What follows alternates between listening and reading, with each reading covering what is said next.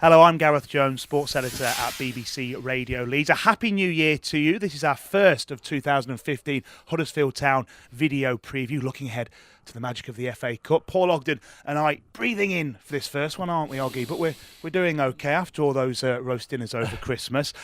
For Huddersfield Town, how are we feeling about things going into this FA Cup game against Reading after the Christmas period? Feel generally good, Gaz, because of the quality of the win against Bolton. Hard fought. Lots of science in it. This is not the most exotic tie against Reading, but it's certainly winnable. Town have beaten Reading away very early in the season. It's good to rehearse for the rest of the Championship season against a reasonably familiar foe. In fact, they're very close to each other in the Championship table, but predictable it certainly isn't because the lineups aren't predictable, except for the fact that surely both managers will make changes. FA Cup, is it important to Huddersfield Town and Chris Powell this year? It's important separately to both. Huddersfield Town on the one hand as a club because you can get a long way very quickly with a couple of neat wins. And as I said, Reading are very beatable from Town's point of view. Chris Powell very nearly got to Wembley with Charlton last season. You'll remember him hanging off the crossbar at Hillsborough after they'd beaten Sheffield Wednesday. They got through to the quarter-final and lost, perhaps surprisingly, to Sheffield United on the Sunday. And that will have been devastating for Chris. He lost his job soon after that in the changes at Charlton. So he will have felt the magic, but also the devastation. He will have a method of getting his players ready because he's done this very recently with Charlton, and that might benefit Town. So team news, we think Reading are going to make quite a few changes. What do you think Huddersfield will do?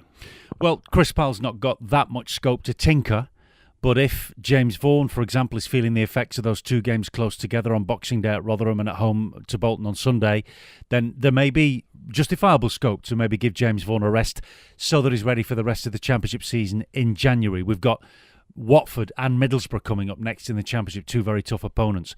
I'd like to see him achieve some continuity, but the shop window also plays a role in our psychology at this stage of the year.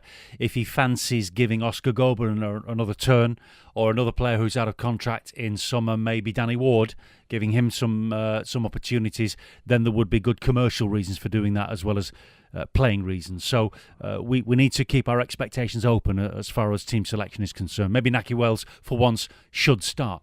And we just know, away from Saturday's game, Chris Powell said there is going to be movement in and out of the club during the window, but is patience going to have to be the word for Town fans? It's not like the window's opened, 4 or 5 players are going to come in and out. No. Is it going to go all the way to the end of the month, maybe?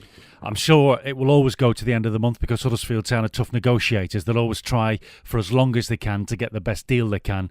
They're notorious for that within the football market. But Chris Powell will have some ideas. I'll tell you now, he's got a fantastic contacts book. I think Darren Bent would be a bit fanciful. But a favour from a Premier League club, maybe somebody who's currently on loan from a Premier League club somewhere else, that might be the way that Town go, but you never really know. So it is the FA Cup this weekend. Huddersfield Town hoping to spark a cup run starting against Reading. West Yorkshire Sport has exclusive commentary of the game live from the John Smith Stadium Saturday from 2 o'clock. Kieran O'Regan joining Paul Ogden and myself, Gareth Jones. Town fans, this Saturday we're on 92.4 FM, 774 AM and DAB digital radio. So we'll speak to you at 2 o'clock on Saturday.